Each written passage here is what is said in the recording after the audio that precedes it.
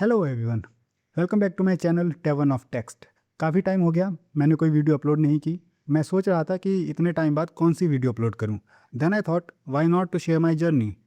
मेरी जीआरएफ की जर्नी बिल्कुल भी स्मूथ नहीं थी, इजी नहीं थी। बीच में काफ़ी अनसक्सेसफुल अटैम्प्ट्स आए। पहले नेट क्लियर हुआ, फिर back to back NET clear हुआ एंड फाइनली जीआरएफ क्लियर हुआ। So in this video I share my complete journey. मैंने कैसे प्रिपरेशन की, कौन कौन से सोर्सेज यूज़ किए, कौन सी बुक्स पढ़ी और क्या क्या स्ट्रेटजी फॉलो करी। अगर आप यूजीसी नेट की या जेआरएफ की प्रिपरेशन कर रहे हैं तो शायद ये वीडियो आपके लिए हेल्पफुल हो सकती है। पेन एंड पेपर लेके हो जाइए तैयार, शुरू करते हैं।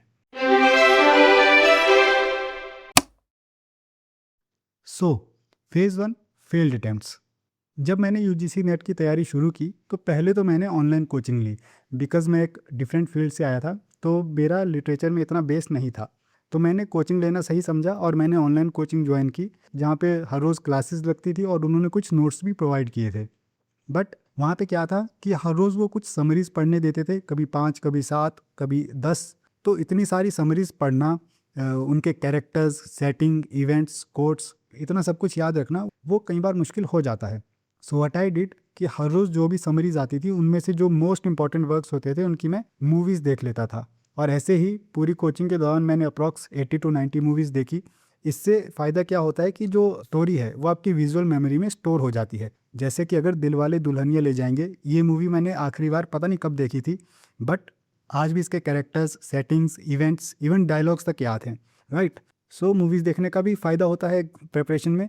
जब भी आप फ्री हो, मूवी देखना चाहते हो तो कोई एक ऐसी मूवी देख लो जो सिलेबस से रिलेटेड हो। इसके बाद जो अगला सोर्स मैंने यूज़ किया वो था यूट्यूब वीडियोज़। जैसे ये चैनल है, ऐसे बहुत सारे और भी चैनल्स हैं। फॉर एग्जांपल कोई थ्योरी है तो यूट्यूब पे डाला, वीडियोज़ आई, कोई एक वीडियो देख ली, समझ लिया। तो पहले फेज़ में मैंने बस इतनी ही प्रिपरेशन की थी। ऑब्वियसली 1-2 अटैम्प्ट्स दिए, वो नहीं हुए। देन आया फेज़ 2, जब मेरा पहला नेट क्लियर हुआ। अब वो कैसे हुआ उस चीज़ को डिस्कस करते हैं। फेज़ 1 में मैंने 1 या 2 अटैम्प्ट्स देके ये समझ लिया कि जो कोचिंग नोट्स हैं वो इनफ नहीं है, क्योंकि वो सारे नोट्स पढ़ने के बाद भी जब मैं अटैम्प्ट देता था तो बहुत सारे ऐसे नाम या ऐसी टर्म्स होती थी जो ऐसा लगता था पहली बार सुन रहा हूँ। राइट। मुझे ये रियलाइज़ हो गया कि शायद ये नोट्स इनफ नहीं है। फेज़ 2 में मैं प्रॉपर बुक्स पढ़ने लगा। तो वही बुक्स अब मैं शेयर करूँगा कि किस किस टॉपिक के लिए मैंने क्या क्या बुक्स पढ़ी थी। पहले बात करते हैं ब्रिटिश हिस्ट्री। अब ब्रिटिश हिस्ट्री के लिए जो मैंने पहली बुक पढ़ी थी वो थी विलियम जे लॉन्ग। ये काफ़ी इजी टू अंडरस्टैंड है। इसमें बहुत सारे फैक्ट्स या कोट्स नहीं है कि जो आपको ओवरवेलम कर दे। तो अगर आप एक बिगिनर हो और अपना एक बेस बनाना चाहते हो ब्रिटिश हिस्ट्री का, देन आप इस बुक से शुरुआत कर सकते हैं। बट हाँ, अगर मैं ये कह रहा हूँ कि ये बुक ईजी है, इसका मतलब ये नहीं कि ये इम्पॉर्टेंट नहीं है। मैंने कुछ यूजीसी नेट के अटैम्प्ट्स ऐसे भी दिए जहाँ पे विलियम जे लॉन्ग से डायरेक्ट क्वेश्चंस आए हैं, क्योंकि क्वेश्चन कहीं से भी आ सकता है, ईजी हो चाहे डिफ़िकल्ट। फिर इसके बाद जो मैंने दूसरी बुक पढ़ी थी वो थी the Rutledge history of literature in English. इस बुक में आपको विलियम जे लॉन्ग के कंपेरेटिव ज़्यादा कंटेंट मिल जाएगा, ज़्यादा ऑथर्स इसमें हैं, ज़्यादा कोट्स मिल जाएंगे। राइट। और इसके बाद जो मैंने तीसरी बुक पढ़ी थी वो थी a history of English literature by Arthur Compton Rickett. अब जो ये आर्थर कॉम्पटन रिकेट बुक है ये और ज़्यादा डिटेल्ड है इन दोनों बुक्स से, और इसमें और ज़्यादा आपको कंटेंट मिल जाएगा अगर आप और ज़्यादा डेप्थ में जाना चाहते हैं। इसके अलावा डेविड डाइचेस भी है जो बहुत लोग रिकमेंड करते हैं, वो बुक भी मेरे पास थी, बट मैंने उसे बहुत सिलेक्टिवली पढ़ा है। जैसे जो बहुत ही इंपॉर्टेंट ऑथर्स हैं, Alexander pope, Jonathan Swift, Charles Dickens, right, उन्हीं को बहुत सिलेक्टिवली पढ़ा है, पूरी बुक नहीं पढ़ी। बट ये तीनों बुक्स मैंने पूरी पढ़ी है, from the very first page to the very last page. Okay.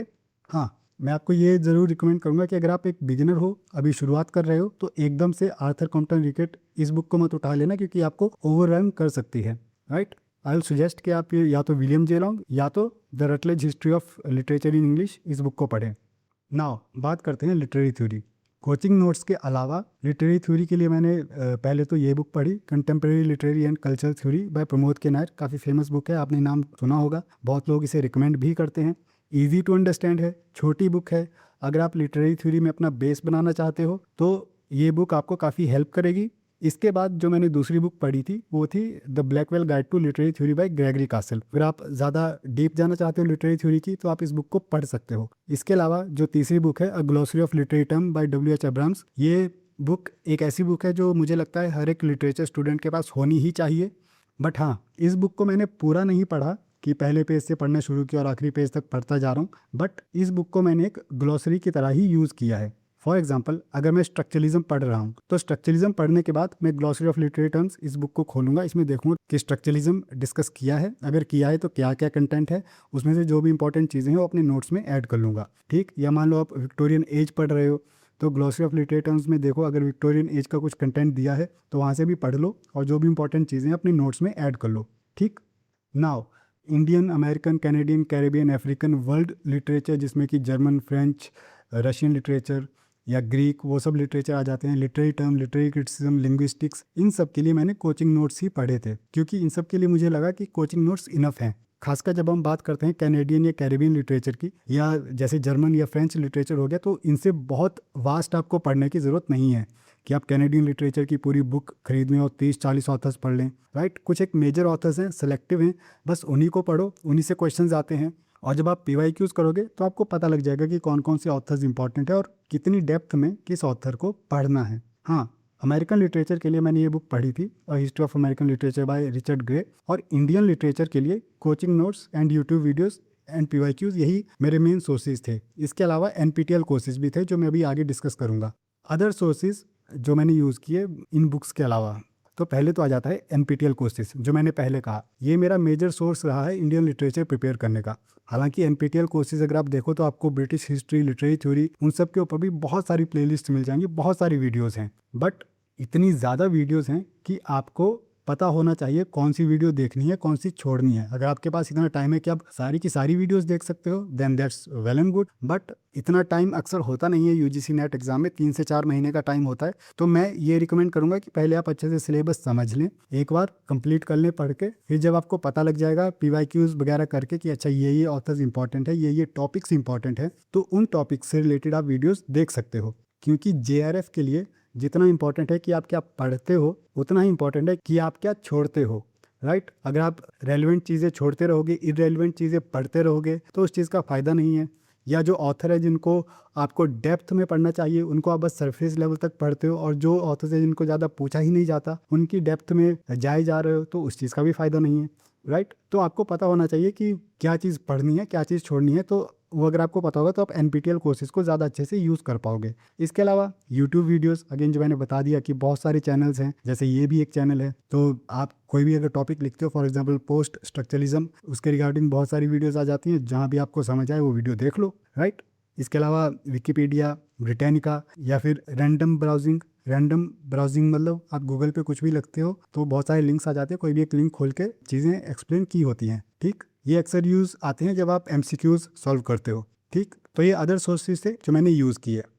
Now बात आ जाती है प्रैक्टिस की, कि इतना सब तो पढ़ रहा था, जो बुक्स हो गई या ये अदर सोर्सेज हो गए, बट प्रैक्टिस कैसे। सो प्रैक्टिस के लिए अक्सर लोग क्या करते हैं कि ऑनलाइन बहुत सारे मॉक टेस्ट होते हैं। तो मैं पर्सनली क्या करता था कि बजाय कि मैं ऐसे रैंडम कोई भी मॉक टेस्ट अटैम्प्ट करने के, जो पता नहीं किसने बनाया है, जो रेलिवेंट है भी या नहीं है, व्हाट आई डिड कि एक तो मैंने UGC नेट की PYQs डाउनलोड कर लिए। राइट, जो कि आई थिंक सबके पास होने ही चाहिए। इसके अलावा जितनी भी स्टेट्स इंडिया में सेट एग्जाम कंडक्ट कराती हैं, उनकी वेबसाइट्स पे अगर आप जाओगे, जैसे HP सेट हो गया, हरियाणा सेट हो गया, जितने भी स्टेट्स हैं उनकी आप वेबसाइट्स पे जाओगे, वहाँ पे आपको सेट एग्जाम के और असिस्टेंट प्रोफेसर एग्जाम्स के PYQs मिल जाएंगे। आप उनको डाउनलोड कर लीजिए, प्रीवियस 10 ईयर्स के या प्रीवियस 5 ईयर्स के जितने भी मिलते हैं। इसके अलावा जो मेजर यूनिवर्सिटीज़ हैं, जैसे JNU, DU, सेंट्रल यूनिवर्सिटीज़, उनके PhD एंट्रेंस एग्ज़ाम या फिर MA एंट्रेंस एग्ज़ाम, उनके आप PYQs डाउनलोड कर सकते हैं। तो अगर आप इतने क्वेश्चन पेपर्स डाउनलोड करते हो तो आपके पास एक अच्छा खासा बंडल हो जाता है प्रिपेयर करने के लिए। और इसका फ़ायदा क्या होता है,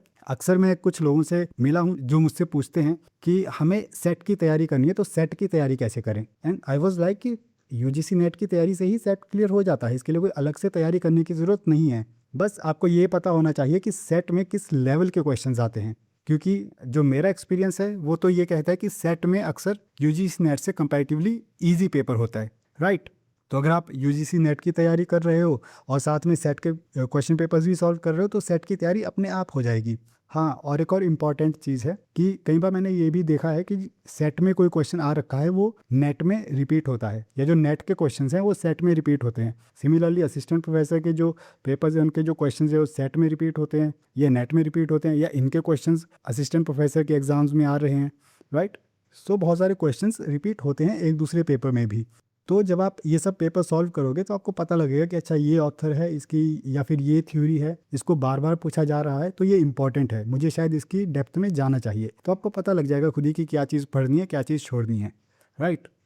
तो इतनी तैयारी करने के बाद, इतनी प्रैक्टिस करने के बाद हुआ क्या कि मेरे back to back NET clear होने लग गए। पहला नेट हुआ, उसके बाद दूसरा, तीसरा। इनफैक्ट ऐसा भी टाइम था कि जब अगर मैं बिना पढ़े जा रहा हूँ तब भी मेरा नेट क्लियर हो जा रहा है, बट जेआरएफ नहीं हो रहा था। तो मैंने अपने सारे पास्ट अटेम्प्ट्स को एक दिन बैठ के एनालाइज किया कि क्या कमी रह रही है कि जेआरएफ नहीं हो रहा, नेट बार बार हो रहा है। तो जो रीज़न था वो था क्रोनोलॉजी, जो कि मुझे लगता है बहुत सारे स्टूडेंट्स जो हैं इस चीज़ से परेशान हैं कि कितनी डेट्स याद करें, कौन कौन सी डेट्स याद करें, राइट। सो जो मेरा जेआरएफ वाला अटैम्प्ट था उसमें मैंने एक रिस्क लिया। पेपर से 2 महीना पहले मैंने कुछ भी रिवाइज नहीं किया, कुछ भी नहीं पढ़ा, सिर्फ और सिर्फ क्रोनोलॉजी एंड डेट्स।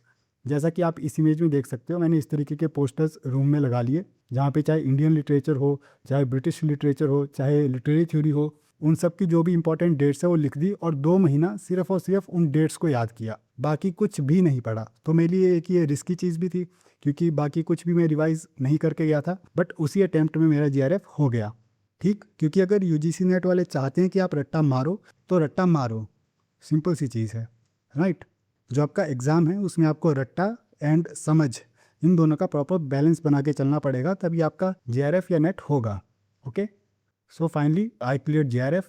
हाँ, पेपर वन जब मैंने ऑनलाइन क्लासेस ली थी तो उसमें पेपर वन हमें नहीं पढ़ाया गया था। फॉर सम रीज़न में भी शायद उनके पास टीचर अवेलेबल नहीं था कि क्या था, और ना ही हमें कोई नोट्स दिए गए थे।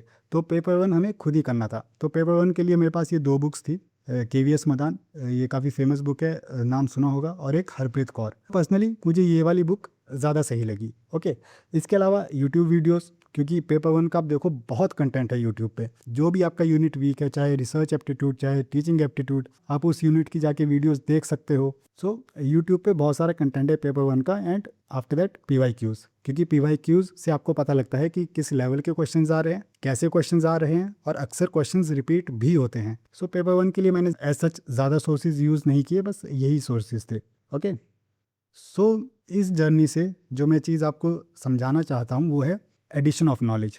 कि आप कोई भी एग्ज़ाम देते हो, चाहे नेट हो, यूपीएससी हो, एसएससी हो, जो मर्जी एग्ज़ाम हो, ज़रूरी है नॉलेज में एडिशन करते रहना। फॉर एग्जांपल मैं कुछ लोगों से मिलता हूँ, जैसे कि ये एक इंसान है। अब इन्होंने क्या किया कि एक बार तैयारी की, ऑनलाइन कोचिंग ली, है ना, फुल एफर्ट्स मारे, और उनके नॉलेज की एक ये रेंज बन गई। अब क्या है कि वो पहला अटैम्प्ट देंगे, अगर हो गया वेल एंड गुड, अगर नहीं हुआ तो दूसरे अटैम्प्ट में वो दोबारा इन्हीं चीज़ों को रिवाइज करके जाएंगे, कुछ नया नहीं पढ़ के जाएंगे या नए एफर्ट्स नहीं लगाएंगे, और वो बार बार हर अटैम्प्ट में सेम चीज़ें पढ़ के जाते रहते हैं, जिसकी वजह से बार बार अनसक्सेसफुल अटैम्प्ट्स होते रहते हैं। वहीं पे मान लो ये दूसरा इंसान है, इसने क्या किया कि सेम इसने भी प्रिपरेशन की, कोचिंग ली या जो कुछ किया, उसकी भी नॉलेज की एक रेंज बनी। अब इस रेंज में क्या है कि उसने अटेम्प्ट दिया, अगर तो हो गया वेल एंड गुड, अगर नहीं हुआ तो दूसरे अटेम्प्ट के लिए उसने और सोर्सेज और बुक्स लिए, राइट। जो पुराना था उसे रिवाइज किया और उसमें और नई नॉलेज ऐड की, फिर वो अगला अटेम्प्ट देता है, अगर हो गया then well and good again, but अगर नहीं हुआ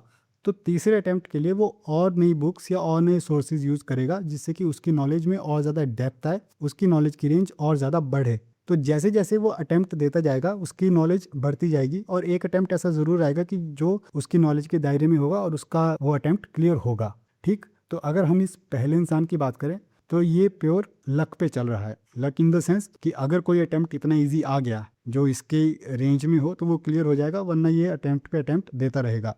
वहीं पे जो दूसरा इंसान है वो हार्ड वर्क पे चल रहा है। Hard work in the sense कि हर अटेम्प्ट के बाद वो अपनी नॉलेज को बढ़ाता जा रहा है। तो इससे क्या होगा कि कभी ना कभी तो कोई ना कोई अटेम्प्ट आएगा जो उसे ईजी लगेगा। जैसे अगर मैं अपनी बात करूं तो मेरी रेंज इतनी बन चुकी थी कि नेट बार बार क्लियर हो रहा था, उतना बेस मेरा बन चुका था, बट जेआरएफ क्लियर नहीं हो रहा था, क्योंकि जेआरएफ के लिए जो रेंज चाहिए थी वो शायद मेरे पास नहीं थी। फिर जो मैंने आखिरी अटेम्प्ट दिया जिसमें एक रिस्क लिया, क्रोनोलॉजी या डेट्स पे फोकस किया, तो शायद मेरी वो रेंज भी बन गई और जेआरएफ क्लियर हो गया, right. So the only thumb rule is addition of knowledge, कि अपनी नॉलेज को बढ़ाते रहिए, उसमें नई चीज़ें ऐड करते रहिए, अपने नोट्स में और ज़्यादा डेप्थ और ज़्यादा कंटेंट लाते रहिए और प्रैक्टिस करते रहिए, ठीक। So thank you so much, this was my journey how I clear JRF. और इस चैनल पे अब मैं प्लान कर रहा हूँ कि ऐसी ही एक प्लेलिस्ट बनाऊँ, हाउ टू प्लेलिस्ट, जिसमें मैं इसी तरीके की वीडियोज़ डालूँ। जैसे कि एक ये हो गई हाउ आई क्लियर जेआरएफ, एक वीडियो जैसे कि मैं नोट्स कैसे बनाता था, क्या मैंने गलतियाँ करी, क्या सीखा, या मैं अपने टाइम को कैसे मैनेज करता था, क्योंकि इतनी सारी बुक्स पढ़ना, तो किस बुक को मैं कितना टाइम दे रहा हूँ, किस टॉपिक को मैं कितना टाइम दे रहा हूँ। इसके अलावा मैंने क्रोनोलॉजी कैसे पढ़ी, क्या टिप्स एंड ट्रिक्स यूज़ की। और इसके अलावा जब आपका नेट क्लियर हो जाएगा तो जब आप पीएचडी के लिए जाते हो तो रिसर्च प्रपोजल कैसे बनाते हैं। तो इस तरीके की वीडियोस मैं इस प्लेलिस्ट में डालूंगा। इससे पहले वीडियो अपलोड की थी फॉर्मलिज्म की, जिसका मैंने फर्स्ट पार्ट अपलोड किया था और कहा था इसका सेकंड और थर्ड पार्ट भी आएगा, उनको भी मैं जल्दी बना के अपलोड कर दूंगा। So if you are new to this channel, do hit the subscribe button, like, comment, share, and best of luck for your preparation.